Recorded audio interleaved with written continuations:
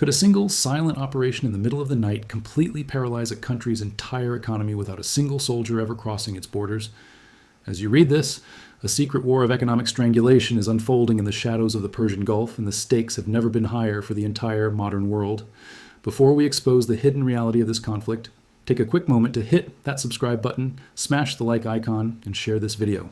Share this with someone who thinks global stability is guaranteed, because what we are about to reveal will change how you look at geopolitical conflicts forever.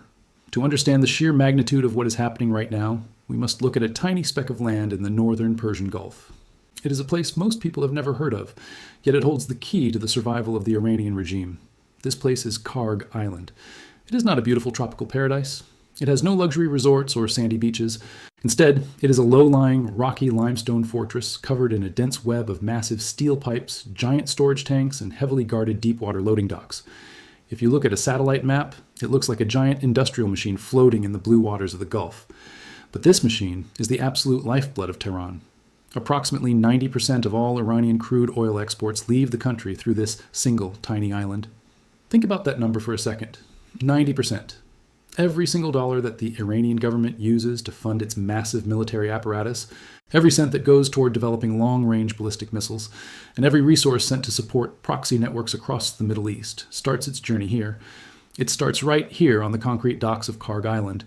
It is the golden goose of the Islamic Republic. If oil is the blood that keeps the regime alive, then Kharg Island is the main artery. If you cut that artery, the entire system begins to bleed out. It would bleed out in a matter of days. For decades, the strategic calculus in the Persian Gulf was simple. Kharg Island was considered completely untouchable. It was surrounded by an invisible shield of fear. The conventional wisdom in Washington, London, and Brussels was that any direct strike on Kharg was too risky. They believed it would instantly trigger a global economic apocalypse. It would cause a massive, catastrophic oil spill that would ruin the fragile marine ecosystem. It would send global oil prices skyrocketing to over $200 a barrel, sparking massive inflation and economic panic across the Western world. And most dangerously, it would provoke Iran into unleashing its ultimate weapon, the complete closure of the Strait of Hormuz. Because of this fear, Kharg Island operated with a sense of complete impunity. Iranian oil tankers loaded up with millions of barrels of crude night after night. They sailed off to destinations in Asia to bring back the vital hard currency that keeps the regime afloat. But in the dark of night, that decades-old shield of fear was suddenly shattered. The rules of the game have officially changed. The consequences are starting to ripple across the globe in ways that have left intelligence agencies scrambling to keep up. To comprehend how we reached this extreme boiling point, we have to look at the silent escalation that built up over the preceding weeks. The United States military had quietly been positioning an unprecedented amount of firepower in the waters surrounding the Arabian Peninsula. This was not just a routine deployment. This was the largest, most concentrated assembly of American naval and aerial strength in the region since 2003. Two massive aircraft carrier strike groups, led by the USS Abraham Lincoln and another carrier, were patrolling the waters. They were backed by heavily armed Arleigh Burke-class destroyers, guided missile cruisers, and stealth submarines. Then came the first warning. It did not come in the form of a dramatic public declaration or a fiery speech from the White House. It was delivered quietly, directly to the international shipping community. The United States Central Command reinstated a strict, uncompromising naval blockade. Every commercial vessel, every cargo ship, and every oil tanker operating in the region was given a clear, unambiguous order. Stay away from Iranian oil terminals. Do not approach Kharg Island. Do not attempt to load crude. The message was sent across maritime radio channels, over satellite communication networks, and through official diplomatic channels. It was a line drawn in the sand, or more accurately, a line drawn in the water. Most ship captains understood the immense danger. Understanding the risk of ignoring a direct warning from the United States Navy, they immediately altered their courses. They turned away from the Iranian coast, seeking safer waters in the southern Gulf. But one captain decided to test the resolve of the superpower. A tanker carrying the flag of Curaçao, named the MT Belma, kept sailing directly toward Kharg Island. It was a vessel measuring roughly 100 feet in length. It was empty, riding high in the water, moving steadily through the darkness. It moved toward the loading docks of the secret oil fortress. What happened next was a masterclass in modern, calibrated military force. An American aircraft, keeping a close watch from high above the clouds, locked onto the rogue tanker. But instead of firing a heavy anti-ship missile that would have blown the vessel apart and created an international crisis, the pilot launched a Hellfire. The pilot launched a single, highly precise Hellfire missile. The missile did not strike the hull. It did not hit the fuel tanks. It went directly into the vessel's smokestack. This was a highly calculated decision designed to minimize collateral damage. By striking the smokestack, the missile instantly destroyed the ship's exhaust and propulsion systems, completely disabling its engine. It disabled the ship without rupturing any of the structural compartments that could cause an oil leak. The MT Belma was left drifting, completely powerless, in the dark waters of the Gulf. Within moments of the impact, the tanker turned. The disabled tanker turned sharply away from its trajectory toward Kharg Island, steered only by the ocean currents and terrifying realization. The captain realized that the blockade was not a bluff. This strike sent shockwaves through the global maritime industry. Every shipping company, every insurance underwriter, and every tanker captain operating in the Middle East suddenly realized the stakes. They realized that the United States was willing to use kinetic force against commercial vessels to enforce this blockade. Within hours of the strike on the MT Belma, vessel tracking data reviewed by financial analysts showed a dramatic and unprecedented sight. The shipping lanes leading to Iran's main oil ports, which are usually crowded with massive tankers, were completely deserted. The maritime highway that funds the Iranian state had been wiped clean, but disabling a single tanker was only the opening act. The real blow was about to land directly on the infrastructure of Kharg Island itself. Reports began leaking from intelligence sources.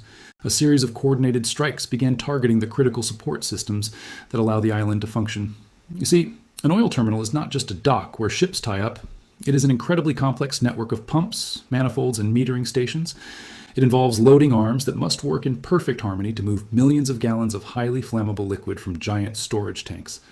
The strikes did not target the giant oil storage tanks themselves, which would have caused a catastrophic environmental disaster. Instead, they targeted the brains and the muscles of the facility. The control towers that coordinate ship movements were hit. The power substations that feed electricity to the massive pumps were destroyed. The high-precision loading arms were rendered useless. These specialized pieces of engineering that connect the pipelines to the tankers were gone. The impact was immediate. Satellite imagery began showing a complete halt in activities across the island. The massive heat signatures suddenly flickered out. The heat signatures normally visible from space during oil loading operations were gone. The pipelines along the seabed were suddenly quiet. The secret oil fortress, which had survived the brutal bombing campaigns of the Iran-Iraq War in the 1980s, had been put to sleep. It had been quietly, surgically put to sleep in a matter of hours. If this level of detail is opening your eyes to modern warfare, take action. Stop what you're doing for just 3 seconds and type the word strategy in the comment section below along with the name of your city. I personally read and reply to our community members to keep this vital, raw conversation going. Now, let us look at the economic state. To understand why this surgical strike on Kharg Island is so much more effective, we have to look at the fragile state of the Iranian economy. Iran has been living under heavy international sanctions for decades. Its currency, the rial, has lost almost all of its value. Inflation is running rampant, making basic food and medicine incredibly difficult for ordinary citizens to afford. The only thing keeping the country's financial system from complete catastrophic collapse is the steady stream of hard currency. This currency is generated by the oil exported from Kharg Island. This oil is sold through a complex, shadowy network of middlemen. It uses shell companies and small independent refineries in Asia, often referred to as teapot refineries. This trade is conducted entirely in cash or through barter systems to avoid the U.S. banking network. It is this dark money that flows directly into the coffers of the Islamic Revolutionary Guard Corps. It is the money that pays the salaries of fighters in Syria and buys the electronics for attack drones used in Ukraine. It funds the complex fuel subsidies that keep the domestic population from rebelling. When you shut down Kharg Island, you stop the flow. You do not just stop the flow of oil, you instantly cut off this entire shadow economy. You stop the flow of cash. Without that cash, the regime cannot maintain its domestic subsidies. It cannot keep the price of gasoline artificially low inside Iran. It cannot pay the security forces that keep order on the streets of Tehran. And it cannot continue to supply its regional proxies. It cannot provide the millions of dollars they require to maintain their operations. The domestic effects are already starting to show. In the southern provinces of Iran, which are closest to the conflict zone, the provincial administrations have made announcements. For the first time in this conflict, the Iranian Energy Ministry publicly asked residents to drastically reduce their electricity consumption. They admitted that the country's power infrastructure had suffered significant damage in the recent strikes. This is an incredibly rare admission of weakness from a government that prides itself on projecting an image of absolute strength. When a state is forced to tell its own citizens to ration power in the middle of summer, it is a clear sign of a breaking point. The electrical grid, already strained by years of lack of investment and maintenance, simply cannot cope with the physical destruction. It cannot handle the loss of its key logistical hubs. This grid damage is directly tied to the broader campaign launched alongside the blockade. In a single, highly coordinated night of airstrikes, American forces targeted and destroyed 7 major highway and railway bridges. These were across Iran's southern Hormozgan province. To the untrained eye, destroying a bridge might seem like a minor tactical move. But to military logisticians, it is the equivalent of a devastating body blow. Think about what a bridge actually represents. It is not just a structure of concrete, asphalt, and steel. A bridge is a physical promise. It is the promise of movement.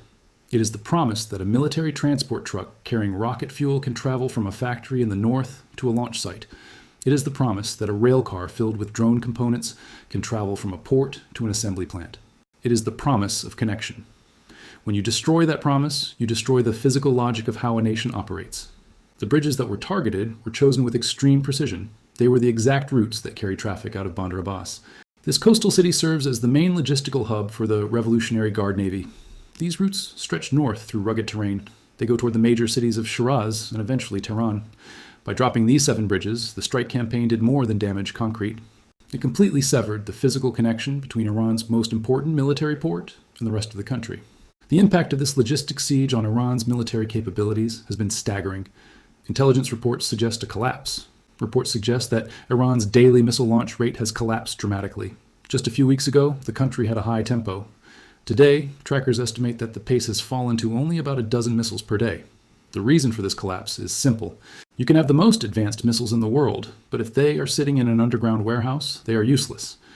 If the only road leading to the coastal launch sites has a 100-foot gap where a bridge used to be, those missiles are tubes of metal. They are just highly expensive, highly volatile metal tubes sitting in the dark, waiting for a transport truck that can never arrive.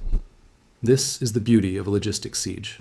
It does not require a bloody, high-risk ground invasion. It does not require storming beaches. It is a clean, patient, and incredibly deliberate strategy that dismantles an opponent's military capability from the air. It takes down 1 bridge, 1 rail junction, and 1 power station at a time. The United States has made its defensive shield clear. They have the shield necessary to sustain this high-pressure campaign without fear of retaliation. Details emerged of an extraordinary incident. Iranian forces, desperate to break the pressure of the blockade, launched a massive, coordinated attack against the carrier strike group. They fired a staggering 111 missiles at the USS Abraham Lincoln in a window of just 1 hour. This was a saturation attack designed to overwhelm the carrier's defenses through sheer numbers. It was a theoretical nightmare, but the result was a stunning demonstration of modern naval technology. Every single one of those missiles was successfully intercepted. The Aegis combat systems of the accompanying Arleigh Burke-class destroyers and the carrier's own defense systems worked perfectly. Not a single missile hit the ship.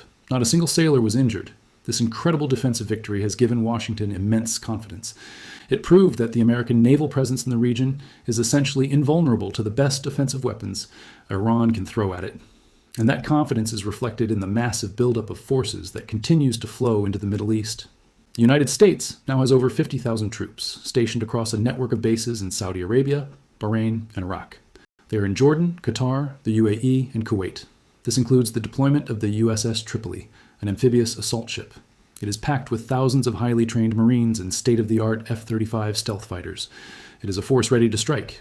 It is actively positioned to strike with overwhelming power if the Iranian regime attempts to push back against the current status quo. We are about to dive into the most dangerous phase of this conflict and look at how neighboring countries are being dragged in. But before we do, make sure to hit that notification bell and subscribe right now so you're instantly alerted when our next investigation drops. In a world of rapid escalation, staying informed is your only real shield. As the walls have closed in, the regime's response grew erratic. In a series of retaliatory strikes that have shocked international observers, Iranian forces launched ballistic missiles at neighbors. They targeted countries that host American military personnel. Bahrain, Kuwait, Jordan, and Qatar were all targeted by these strikes. But it was the strike on Qatar that raised the most eyebrows in diplomatic circles. Qatar has long played a highly delicate role. It is an incredibly important role as a neutral mediator in the Middle East. It hosts the diplomatic offices of various factions. It facilitates prisoner exchanges and provides a quiet space where American and Iranian officials can exchange messages privately. To launch a missile strike at the very country that is actively trying to help you negotiate is an act of extreme strategic self-sabotage. It is the kind of erratic behavior that tells you everything you need to know about the state of mind of the decision-makers in Tehran. It is the reaction of a regime that feels completely cornered, running out of options, and acting on pure survival instinct. They are acting without careful, long-term planning. Even more alarming was the nature of the strike that landed inside Kuwait. One of the Iranian missiles struck and damaged a major power and water desalination plant. This is a critical escalation. To understand why, you have to understand the geography of the Arabian Peninsula. Kuwait is a small, highly developed desert nation. It has no flowing rivers, no natural freshwater lakes, and virtually no renewable groundwater resources. It relies on technology. The entire population of Kuwait depends entirely on these massive desalination plants to survive. They turn salt water into fresh water. These facilities use immense amounts of energy to turn it into clean, drinkable water. If you damage a military base, you target soldiers. But if you damage a desalination plant, you are targeting the very water that keeps millions of ordinary civilians alive. By hitting this plant, the conflict crossed a dangerous threshold. It moved away from a military to military confrontation. It began to directly threaten the survival of civilian populations who have absolutely nothing to do with the political disputes. It opened a door to a much darker, much more unrestricted form of warfare where basic human survival needs become legitimate targets. This escalation has triggered intense diplomatic activity behind the scenes. Many of the Gulf states are realizing they cannot be neutral. The threat of having their own critical infrastructure destroyed has forced them to align with the American-led security umbrella. But this regional crisis is not happening in a vacuum. It is deeply connected to other conflicts unfolding across the globe. It is notably connected to the ongoing war in Ukraine. Just 24 hours before the bridges began to fall, a shakeup occurred in Kyiv. President Volodymyr Zelensky dismissed his 35-year-old defense minister, Mikhail Fedorov. Fedorov was widely seen as a brilliant leader. He had revolutionized Ukraine's drone warfare program. Under his direction, Ukrainian forces developed the capability to strike deep in Russia. They disrupted oil refineries, military bases, and logistics networks. His sudden dismissal sparked protests in the streets of Kyiv. But what does a political shakeup in Ukraine have to do with a secret oil blockade in the Persian Gulf? The connection is close.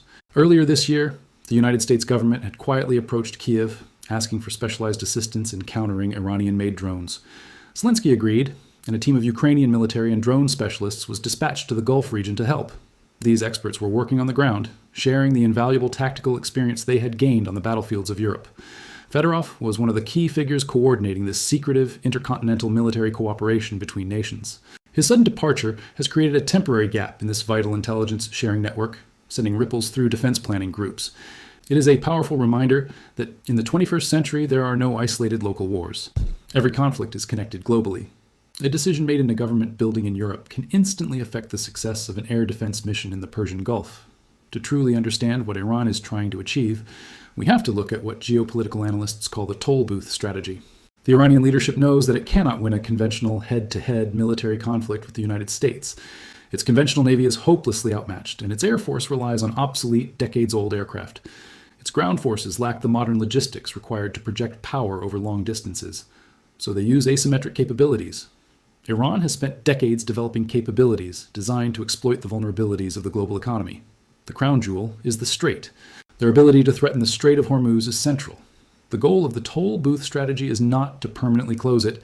Instead, the goal is to establish a permanent, terrifying leverage over the passage.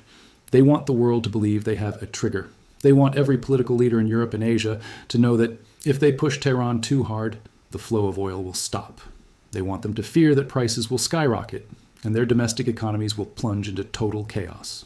Every time Iranian forces harass a vessel or conduct a highly publicized missile test, they are testing the limits of this leverage. They are conducting a quiet, dangerous experiment to see how much they can get away with before the international community responds. But the destruction of the bridges in Hormozgan and the clinical blockade of Kharg Island have provided a definitive answer. The United States and its allies have demonstrated that they are no longer willing to be held hostage by the toll booth strategy. They have shown that they are willing to take the ultimate gamble, targeting the very heart of the Iranian oil economy. And so far, the results of that gamble look unmistakable. The Iranian regime has found itself in a materially weaker position. Its oil revenue is drying up, its military logistics are shattered, and its regional proxies are struggling for funding. Its own domestic population is being asked to turn off their air conditioners to save a failing power grid. Yet, despite this clear demonstration of strength, experienced military planners are warning against any premature celebrations. A cornered animal is often at its most dangerous. The Iranian regime is fighting for its very survival. History has shown that when a deeply entrenched leadership group feels its grip on power slipping, it can make irrational decisions. The conflict has permanently changed its shape. It has moved past the era of localized border skirmishes and proxy engagements. It is now a direct, high-stakes battle over the physical infrastructure that keeps the modern world running.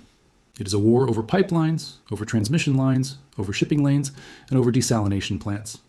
It is about the raw, unvarnished control of the energy that powers our global civilization. Watch the news in the coming days. We must remember that the most important events are often the ones that happen in the shadows. Look for the small signs. The fall of a bridge on a lonely coastal highway, the silent drift of a disabled tanker, or a sudden power outage tell the story. These are the quiet, decisive moments that are rewriting the balance of global power as we speak. These are the moments that history books will look back on as the true turning points of our era. The night a few bridges came down and a secret oil fortress was put to sleep was the night the old rules were erased. It was the night the first chapter of a new, much more dangerous era of global power began to be written.